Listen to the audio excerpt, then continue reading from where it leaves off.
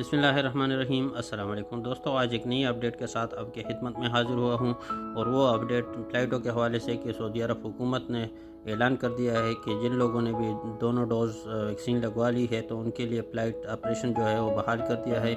यहाँ पर स्क्रीन के पर आपको दिखाई दे रहा होगा, आकाश अखबार की ये वेबसाइट है।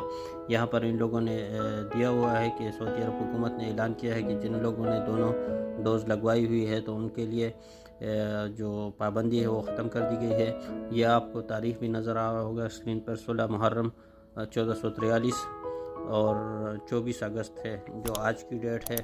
तो ये पाबंदियाँ ख़त्म कर दी गई है। और क्या शराइत है, किन शराइत के बिना पर यह पाबंदी ख़त्म की है, जैसे ही कोई नई अपडेट आती है तो हम आपके साथ शेयर करेंगे। तो जितने भी लोग हमारे ये वीडियो देख रहे हैं उनसे गुजारिश है कि हमारे चैनल को सब्सक्राइब करके बेल आइकन को ज़रूर ऑन करें ताकि कोई भी नई अपडेट आती है तो हम आपके साथ शेयर करें। शुक्रिया।